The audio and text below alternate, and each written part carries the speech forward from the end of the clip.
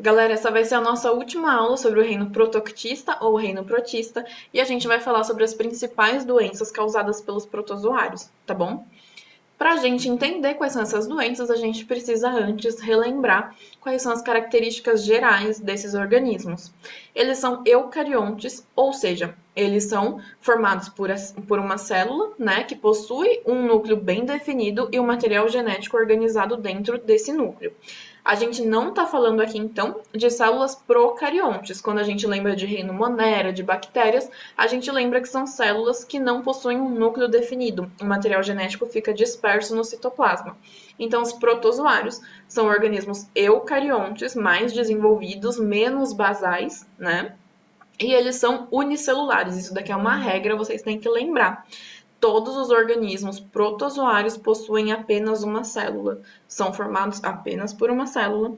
A maioria é de vida livre, então essas células ou esses organismos ficam se locomovendo pelo meio ambiente aquático ou pelo ambiente úmido. Mas alguns também podem ser parasitas, que é aquela relação ecológica onde um organismo se beneficia e outro se prejudica e outro é prejudicado, né? Que eles podem ser ou endosimbiontes ou mutualísticos também, que é uma relação ecológica que não possui organismo que saia prejudicado, tá bom? A digestão é no interior da célula, então é muito importante a gente relembrar dos vídeos anteriores que eu falei sobre o vacúolo digestivo.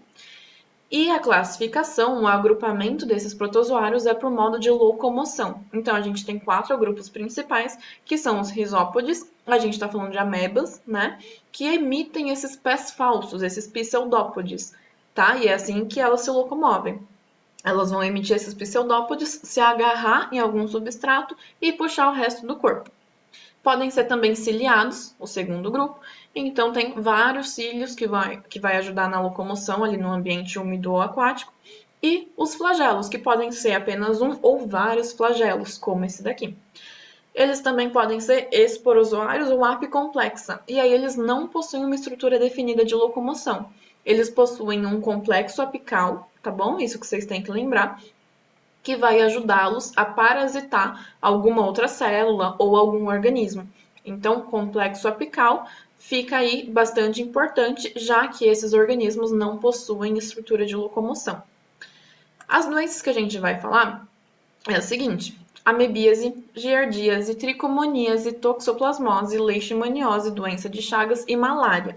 Mas para a gente entender todas essas doenças, a gente tem que saber o que eu tô falando. Eu vou usar bastante um termo que é hospedeiro, tá bom? Os hospedeiros, eles são organismos que abrigam um parasita. Então, ele pode ou não ser prejudicado, tá bom? É bastante importante entender isso, porque existem formas diferentes de hospedeiro. Então, o hospedeiro definitivo, ele vai apresentar o parasita na fase adulta, na fase mais madura do parasita. Isso significa que, dentro de um hospedeiro definitivo, o parasita tem a possibilidade, no caso a gente está falando de um protozoário, né? Então, o protozoário tem a possibilidade de se reproduzir dentro desse hospedeiro. Quando a gente está falando de um hospedeiro intermediário, a gente está falando de uma fase que não é sexuada desse parasita, ou seja, ele está muito jovem, ele ainda não está maduro o suficiente para conseguir se reproduzir, tá bom?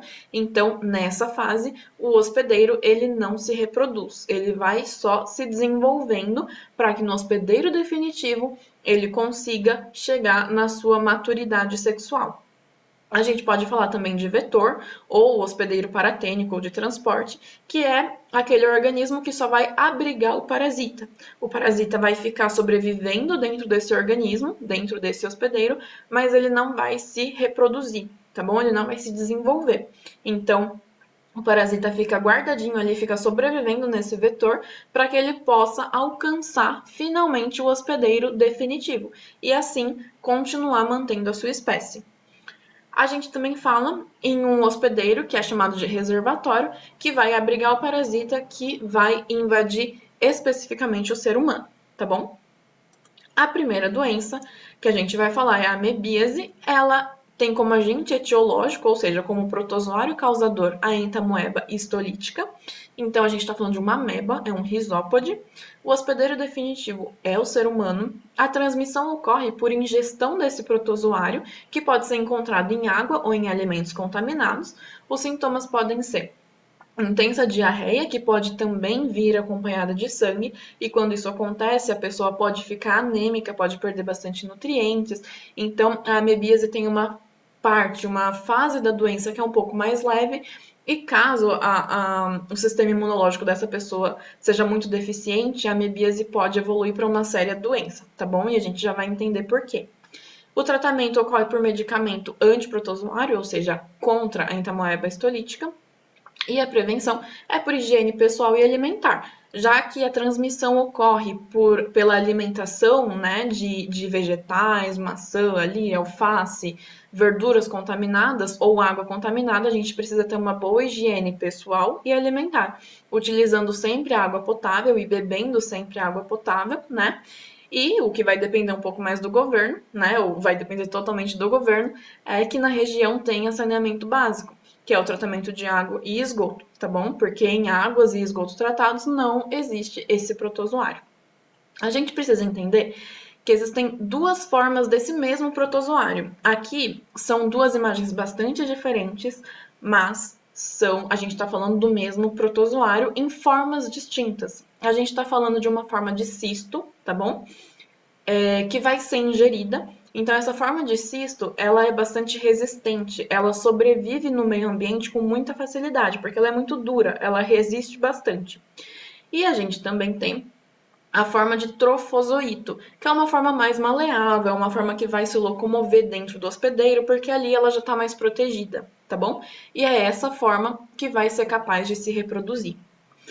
Então, lá no ciclo de vida, a gente tem um processo muito simples, que é a ingestão dos cistos. Então nós, seres humanos, ingerimos esses cistos que está ali no nosso alimento ou na água contaminada, e já que é um cisto, já que é uma forma muito resistente desse protozoário, ele vai sobreviver a todo o nosso sistema imunológico, todo o nosso sistema digestivo, tá bom? Ele cai no estômago aqui, os ácidos, né, que ajudam na nossa digestão não vão matar esses cistos, ou não vão matar a maioria dos cistos, e aí eles conseguem alcançar o próximo órgão do nosso sistema digestório, que é o intestino delgado.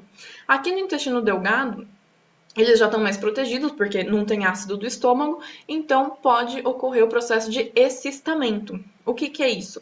Quando o cisto se transforma na forma de trofozoito.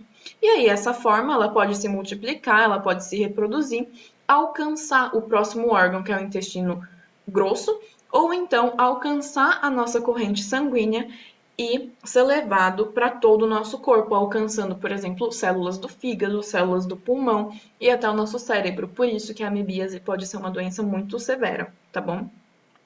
Quando esses trofozoítos alcançam o intestino grosso, né? Sejam vindos do cérebro, do pulmão, do fígado ou até mesmo do intestino delgado, esses trofozoítos eles vão sofrer o processo reverso, eles vão se encistar, ou seja, o trofozoito vai voltar para a forma de cisto, porque eles já estão muito próximos do meio ambiente, eles já estão próximos de serem evacuados do hospedeiro. E por isso eles precisam sobreviver fora do hospedeiro. Por isso o cisto é a melhor forma para isso e a forma mais resistente, né? Então, quando a gente, o ser humano, evacua, o que acontece?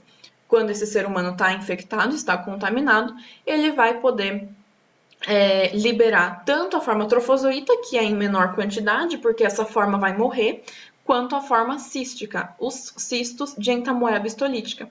E aí esses cistos vão fechar o ciclo, porque aí eles vão contaminar mais água, eles vão contaminar hortas, né, os alimentos, e aí outro ser humano vai ingerir esses cistos, fechando esse ciclo, tá bom? A giardíase, segunda doença que a gente vai ver, é muito parecida com a amebíase, só que ela ocorre, né, o agente etiológico dela é a Giardia lamblia, que é um flagelado. O hospedeiro definitivo também é o ser humano, a transmissão é por água ou alimentos contaminados, Os sintomas são um pouco mais brandos, são um pouco mais leves, então é mal-estar, náusea, diarreia, dor abdominal, que é aquela dor muscular na barriga, fraqueza, perda de peso, mas também pode evoluir para alguns sintomas mais sérios. O tratamento é um medicamento contra o protozoário também, que nesse caso é a Giardia lamblia, e a prevenção a mesma da amebíase. Higiene pessoal, higiene alimentar, saneamento básico eficiente e a ingestão sempre de água potável. É bastante interessante saber como na amebíase existe essas duas formas, né? Mas é legal vocês lembrarem que a giardíase tem sempre essa forma que parece um rostinho, né? Parece um rosto. E por que isso? Porque a giardia lamblia, ela possui dois núcleos, então parece dois olhinhos, tá bom? É só uma curiosidade para vocês saberem por que ela parece esse rosto. Então vamos lá. Para o ciclo de vida. Muito parecido com a amebíase. Nós, humanos, ingerimos água contaminada ou alimento contaminado com cistos da Giardia lamblia. Esse cisto vai passar por todo o sistema digestivo, vai sobreviver e vai alcançar o intestino delgado. No intestino delgado, esses cistos vão se transformar em trofozoítos que vão poder se reproduzir e aí alcançar a corrente sanguínea ou ir para o intestino grosso, e lá vai ocorrer o processo de encistamento, ou seja, o trofozoito, que é essa forma mais maleável, que não sobrevive no meio ambiente, vai majoritariamente, né, a maior parte desses trofozoítas vão se encistar, vão ficar na forma de cisto. E aí, esses cistos vão ser evacuados e vão sobreviver no meio ambiente, tá bom? Os trofozoítos que erroneamente foram evacuados também, né? Eles vão morrer no meio ambiente, mas os cistos vão dar então essa continuidade da espécie, porque eles vão infectar, eles vão contaminar mais organismos e mais alimentos e mais água, tá? Tricomoníase. Aqui a gente está falando de uma IST, de uma infecção sexualmente transmissível. O agente etiológico é o Trichomonas vaginalis, que é um flagelado, e é bastante interessante saber que não existe uma forma cística desse agente, desse protozoário, tá bom? Eles são sempre trofozoítos. O hospedeiro definitivo é o ser humano, então esses trofozoítos eles se reproduzem dentro do corpo do ser humano.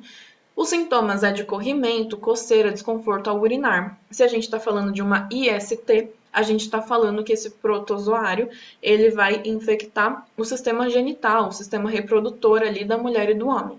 É muito importante saber que a maior parte dos casos é uma forma assintomática da doença, tá bom?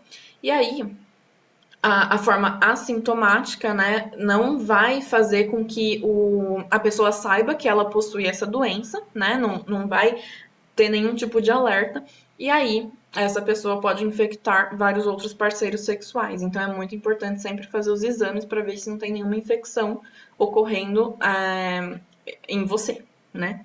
Bastante importante. Então, a prevenção pode ser tanto pelos testes, né, pelos diagnósticos, quanto também pelo uso de preservativos, o masculino e o feminino. O tratamento é por medicamento anti ou contra o Trichomonas vaginalis.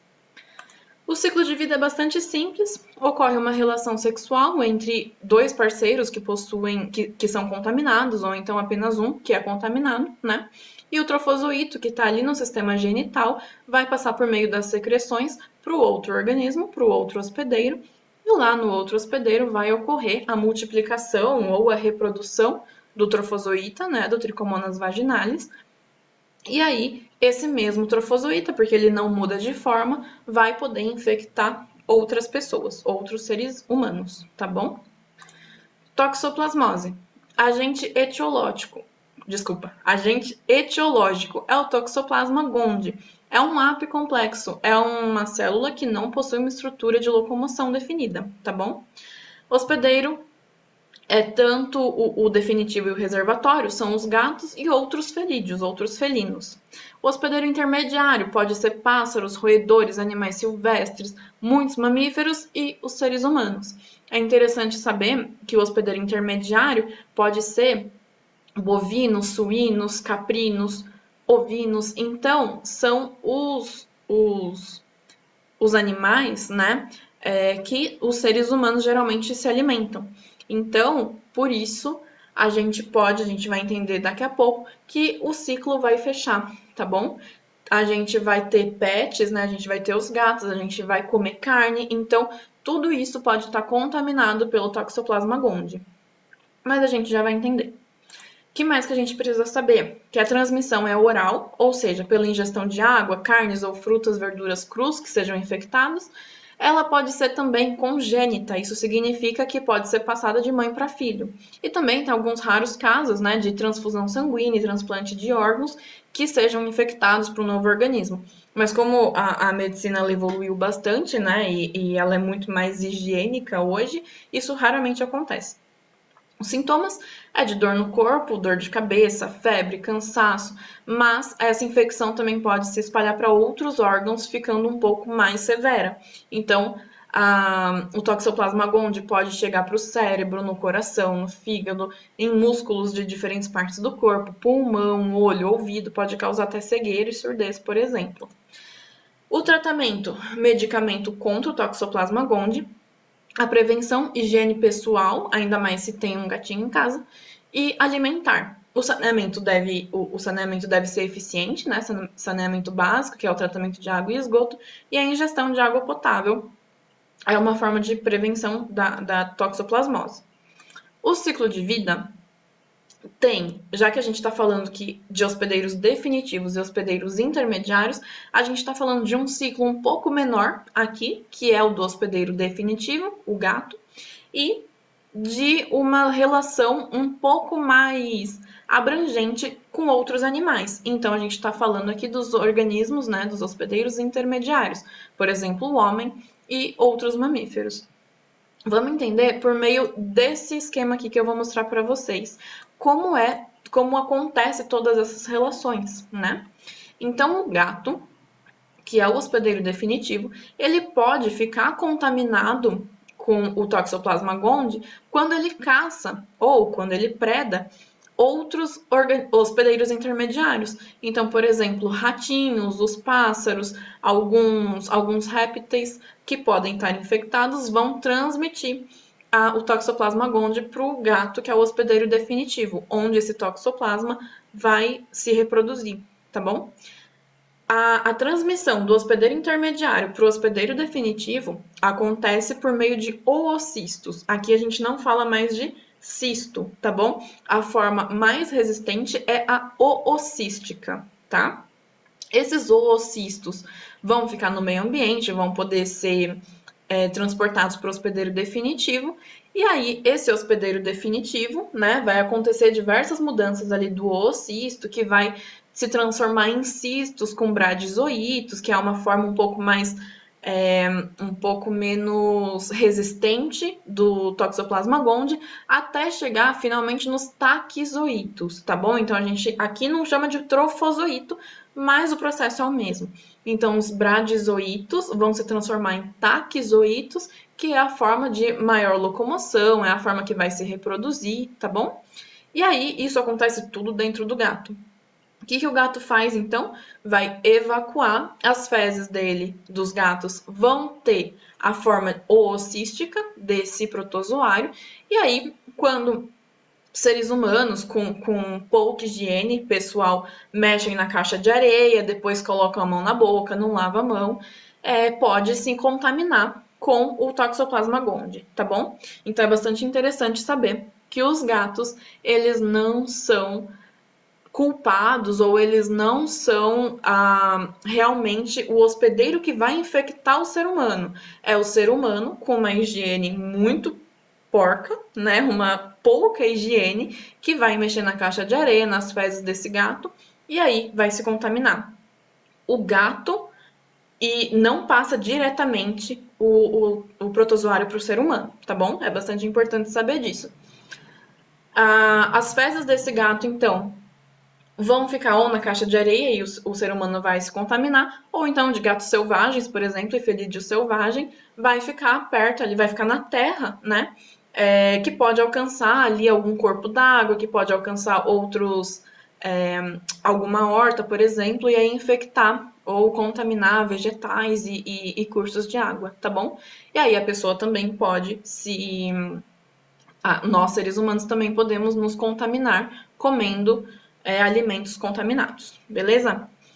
Esses alimentos contaminados ou essa água contaminada também pode infectar os hospedeiros intermediários e aí nós, seres humanos, também podemos comer essa carne infectada quando a gente come uma carne crua, uma carne mal passada e aí a gente também pode se infectar, tá? Quando a gente se infecta, uma mulher no caso, ela pode passar essa doença para o feto, tá bom? De modo congênito, né, para o filho dela. E aí pode acontecer diversos sintomas secundários dessa doença, causando até morte, aborto no feto, ou então cegueiras e alguns sintomas secundários, porque o toxoplasma pode chegar nos olhos, no cérebro, no ouvido, como a gente viu no slide anterior, tá bom? Então esse é o ciclo, são todas essas relações que acontecem entre os organismos, os hospedeiros definitivos e os hospedeiros intermediários do Toxoplasma gondii, beleza? Vamos lá. Leishmaniose. O agente etiológico é a leishmaniose, é a Leishmania chagas e é um flagelado. Aqui a gente está falando especificamente da leishmaniose visceral, tá bom? Que é a doença mais severa, que mais mata dentre todas as leishmanioses, porque tem a leishmaniose cutânea e alguns outros tipos. Aqui a gente está falando da leishmaniose visceral. A gente tem um hospedeiro vetor, um hospedeiro que é intermediário e também vetor, que é o mosquito palha, tá bom? É uma fêmea contaminada com esses protozoários. Vamos entender daqui a pouco. O hospedeiro definitivo e que vai ser o reservatório vai ser tanto o ser humano quanto as raposas, os marsupiais ali no ambiente mais silvestre, tá bom? E aí é interessante saber que na toxoplasmose a gente está falando de gato, né, como hospedeiro definitivo, e aqui a gente está falando de cães, tá bom? Mas da mesma forma, eles não são os culpados pela infecção dos seres humanos. Beleza. Como que a leishmaniose é transmitida? Por meio da picada desse mosquito, certo? Porque a gente está falando de um vetor aqui. Os sintomas: febre intermitente, então febre muito contínua, fraqueza, emagrecimento, anemia, aumento do baço e do fígado, porque o nosso sistema imunológico fica tentando lutar contra esse protozoário, comprometimento da medula óssea, problemas respiratórios, diarreia e entre outros sintomas. O tratamento por medicamento contra a Leishmania chagas e a prevenção, manter a casa limpa, né? Principalmente quando a gente tem um cachorro, e a gente tem que sempre cuidar da saúde deles, porque apesar deles serem um reservatório e um hospedeiro definitivo, eles também sofrem com essa doença, tá bom? Então o pelo pode cair e a gente tem que sempre ficar de olho. O ciclo de transmissão, aqui eu não estou falando de ciclo de vida. Já que nós temos um hospedeiro vetor, né? A gente precisa entender como que isso acontece, como que essas contaminações ocorrem. Então, o homem pode sempre ser contaminado por meio do mosquito palha, fêmea, tá bom? E por que fêmea? Porque é sempre a fêmea do mosquito, né? Igual pernilongo. É sempre a fêmea que vai chupar o sangue, que vai se alimentar do sangue dos mamíferos para poder botar os ovos, tá bom? E aí o mosquito se reproduzir. Então é sempre a fêmea. O macho geralmente não pica. A fêmea vai picar o cachorro, que é um reservatório, que é o hospedeiro definitivo, e depois, quando essa fêmea, depois de picar o cachorro, pode eventualmente picar o ser humano e aí transmitir o protozoário por meio dessa contaminação, tá bom? Ou então, num ambiente silvestre, um mosquito palha pode picar algum mamífero silvestre e também depois, eventualmente, picar o homem, tá? O ciclo de vida. Tem bastante coisa aqui, mas é bastante fácil entender. O que acontece? O mosquito palha, ou seja, a fêmea do mosquito palha, vai injetar o protozoário na gente, quando ela pica ali para chupar o sangue. Só que esse protozoário está na forma promastigota ou promastigota. É um nome que vai estar muito relacionado ao trofozoito, que a gente já entendeu lá na amebíase ou na giardíase. O que significa? Que é uma forma menos resistente desse protozoário, tá bom? Por quê? Isso acontece porque dentro do vetor o protozoário também está ele também está protegido, certo? Porque ele está ali no organismo, ele não está no meio ambiente. Então, quando o ser humano é contaminado, ele já é contaminado com uma forma mais rápida de menos resistente desse protozoário, beleza? Então, o mosquito palha vai injetar o promastigota no ser humano. Esses promastigotas, eles vão ser combatidos pela célula do sistema imune. Então, o sistema imune, as células ali, as células brancas de defesa, né, vão fagocitar, ou seja, vão emitir ali os pseudópodes, né, e tentar destruir esse protozoário. O que acontece, entretanto? Esse protozoário ele é muito resistente e aí esse promastigota vai se transformar em amastigota dentro da célula do sistema imune. Quando isso acontece, o amastigota solta algumas toxinas que vão matar a nossa célula do sistema imune. Então, o nosso corpo tenta combater, mas às vezes não consegue. E aí, esse amastigota, dentro da célula do sistema imune, começa a se reproduzir e se reproduz bastante, até que essa célula do sistema imune está fraca, porque ela está morrendo, e os amastigotas, então, que já se reproduziram, saem e infectam outras células do sistema imune e continuam ali o caminho pelo sistema circulatório sanguíneo, tá bom? Como esses amastigotas eles estão no sangue do ser humano, outro mosquito palha que talvez não esteja infectado vai chupar o sangue do ser humano e aí se infectar. Então a gente já fecha um ciclo aqui. Quando esse mosquito palha ingere o sangue do ser humano, ele vai ingerir os amastigotas juntos, por isso que ele se contamina. O mosquito palha, então, vai continuar ali protegendo esses protozoários e os amastigotas, então, né, que é uma forma um pouquinho, depois da reprodução, então é uma forma um pouquinho mais resistente, vai se transformar em promastigota no intestino do mosquito palha. E aí esses promastigotas vão poder chegar e contaminar outro ser humano, tá bom? Então a gente tem que entender que quando a gente está falando aqui dessa doença em específico, da leishmaniose, e a gente está... Fui no errado, peraí.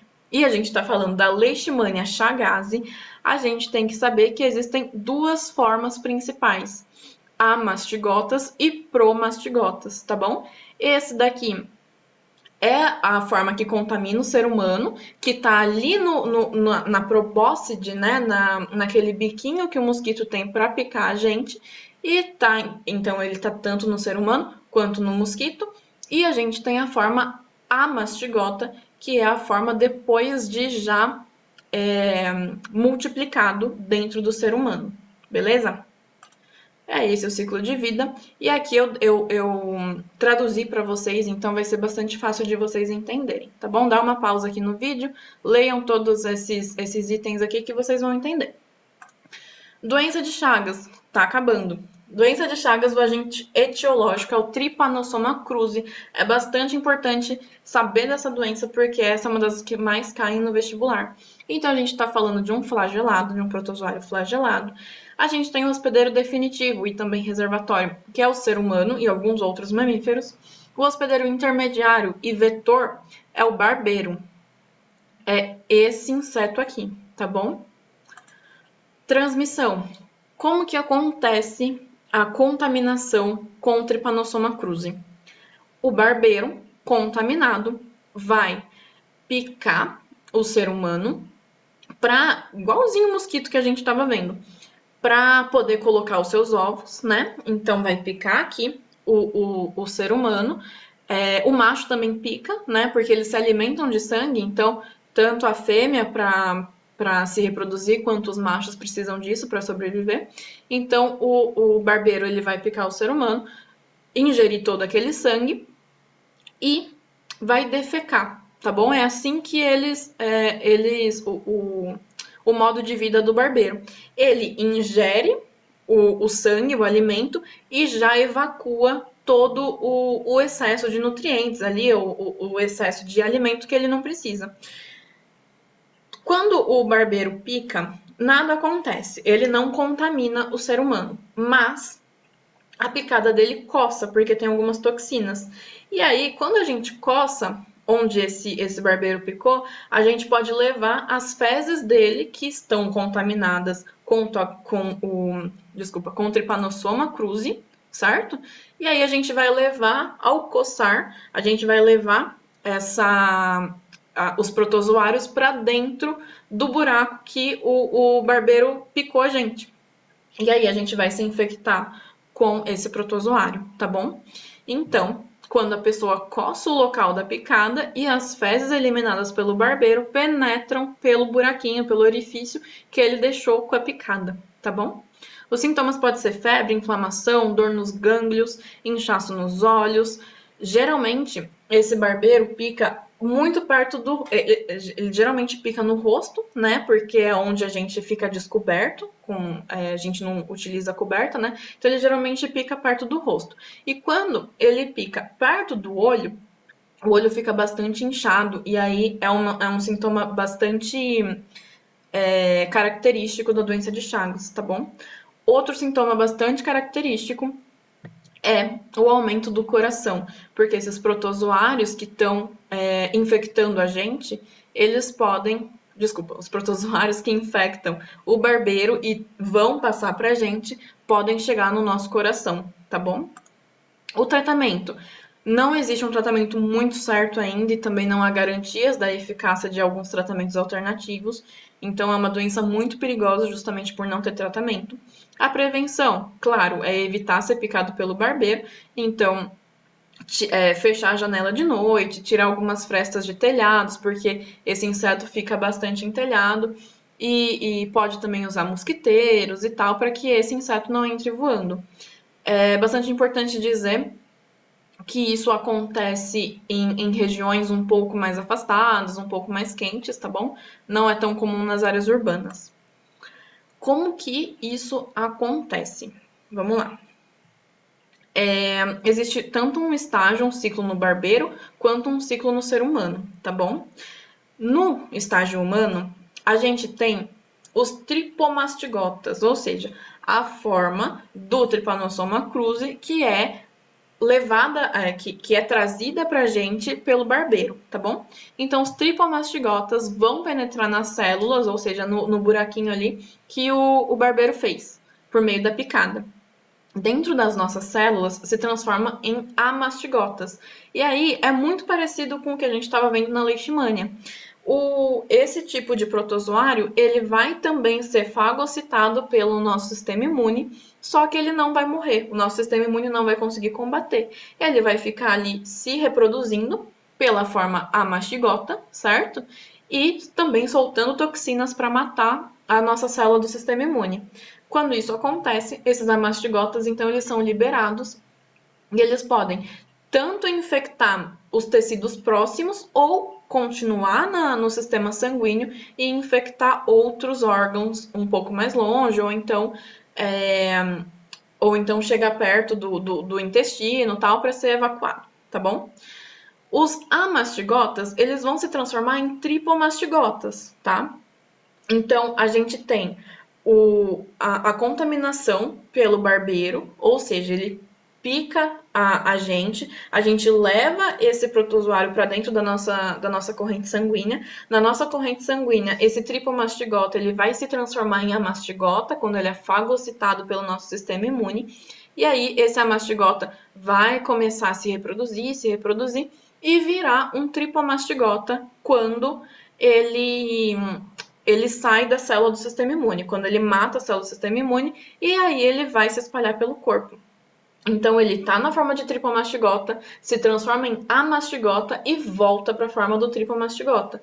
Quando isso acontece, essa forma de tripomastigota pode ser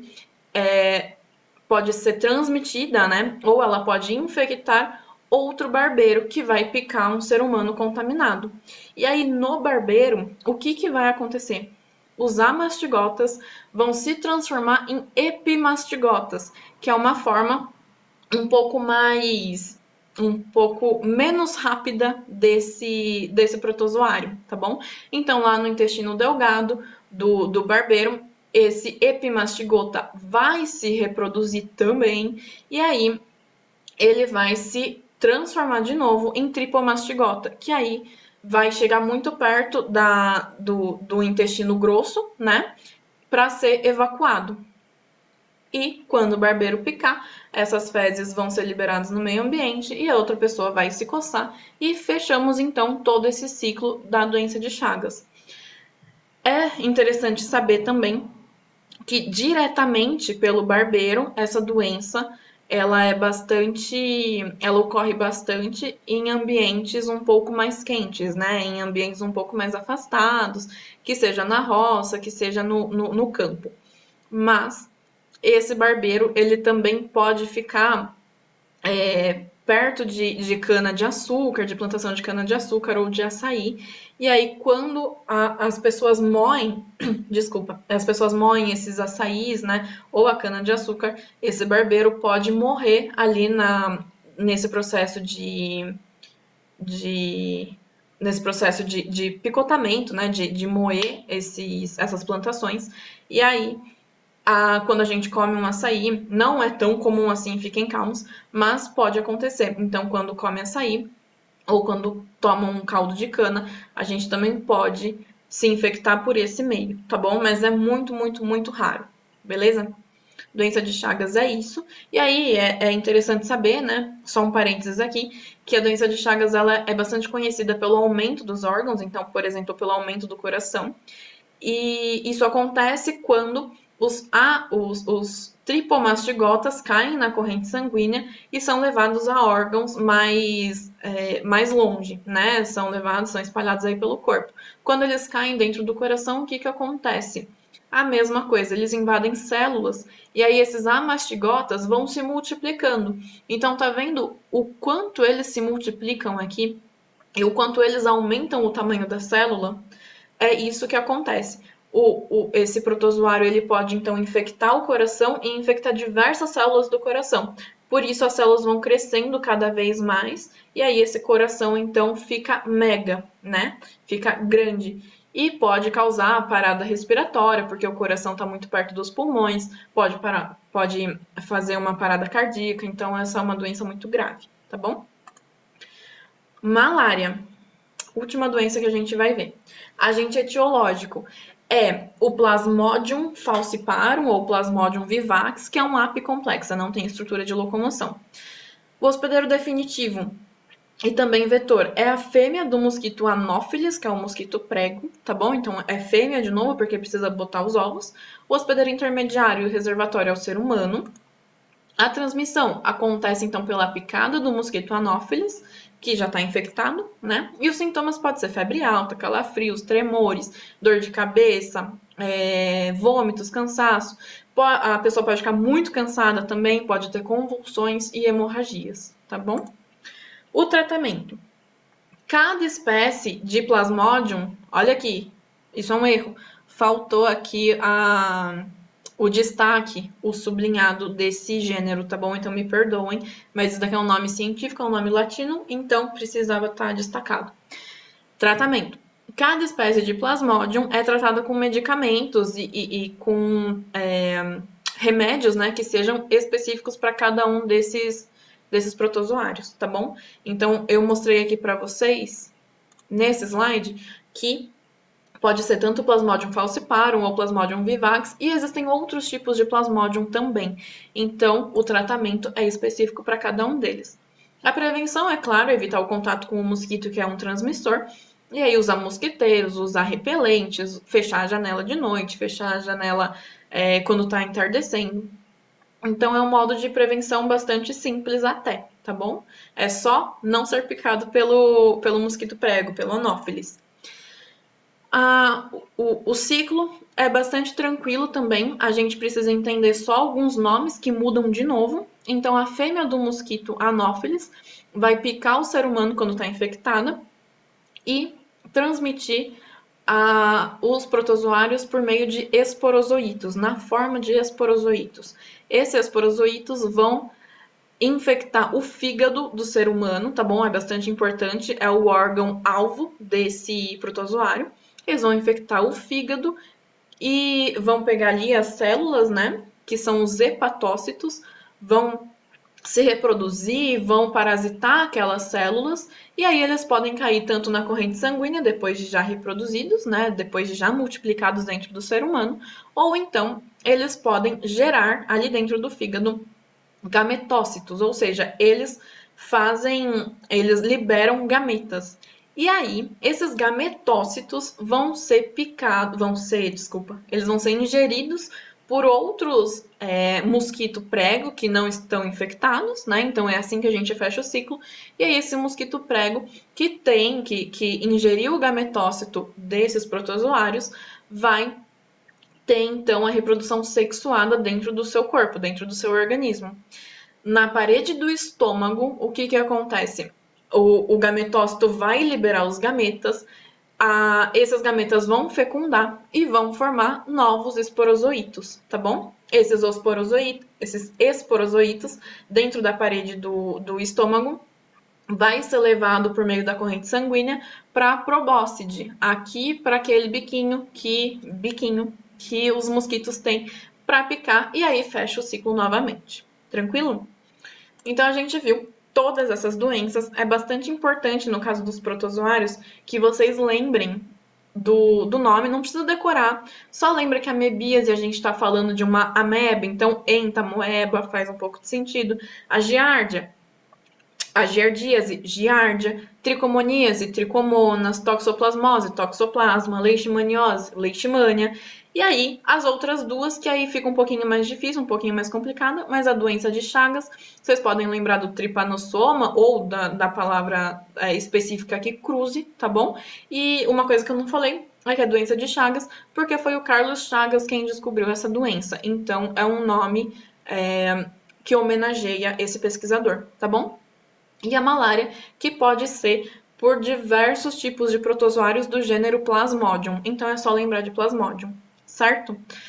E aí, a gente finaliza essa aula, a gente finaliza todo o reino protoctista, ou reino protista agora, e vocês já sabem o quanto esse meme pode ser errado, porque vocês já sabem se prevenir da amebíase, por exemplo, tá bom? Beijo, gente, bom descanso para vocês.